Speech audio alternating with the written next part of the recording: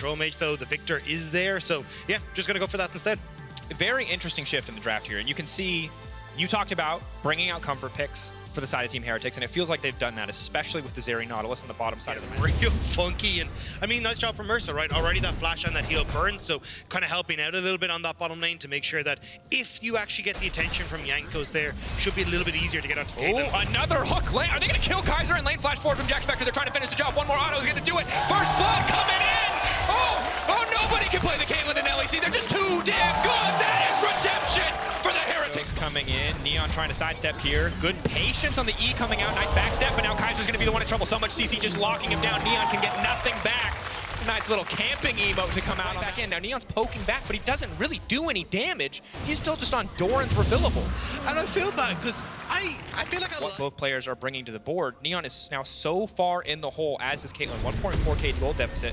Early skirmishes, early fights are just not an option. And now Mercer's just left lane because he can do that because his bot lane is so far ahead it can be left in isolation. Photon now going to be in trouble. Evie, not a solo this time. Zeri now back in this bottom side, but I think the big thing was actually starting to even up that gold on the bot side. Because Jack Spectre did back in time, well, now you're starting to see what was at one point on the bottom side.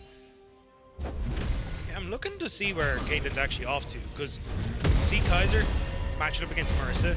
We got Jankos moving into this top side. Knock back over the wall. Jankos coming in. Long-term play. But Bo's now in, and Photon is not. This is a moment of miscoordination. Unstoppable now. Evie's just trying to finish the kill. They're going to manage to grab one. Evie flashing out to safety. Q3 not available. Bo able to keep it a 1-for-1. Meanwhile, on the mid lane, Kaiser getting caught out once again. Ignite ticking. Mercer on the hunt. That is one angry candle man. And Lightning Girl comes in to finish the kill. Bo will grab another on the top side, taking it. I mean, when you're at this stage of the game for Bo, actually, hang on. Hold on. Tag team now. Unexpected visitor onto the top side of the map. Photon desperately trying to escape, but that's Jankos with the steal. First terror in the spot end. And this is very big for Vitality, finding this avenue to play the game, because they spent so much time leaving Jack Spectre. He's just going to be able to back away, hold this wave in an okay spot, and make sure he shouldn't be punished. Just some trading, back and forth, no more all-ins quite yet. Although I love how aggressive everyone plays this lane. It's my favorite part of watching this lane. Never mind, it's an all-in. Heavy full committing, he's gone completely and totally all out. The stun gonna connect, now just looking for the solo bullet. Photon! Woo!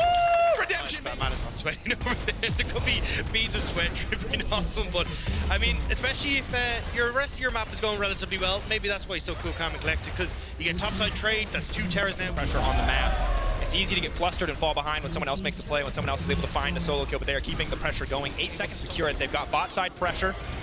Vitality looking to respond. Kaiser locked up. Jack Spectre going over the wall. He wants one. Bo's now going to be in trouble. He's spinning, but now the Fed Zeri finally gets to play, and it's a quick double. It's something that I was actually praising them for back in week 1. I think when we saw them get these early leads, they were very good at using the lack of vision on the enemy team. Makes me look forward to a potential Game 3 and how both teams are going to have to mix it up.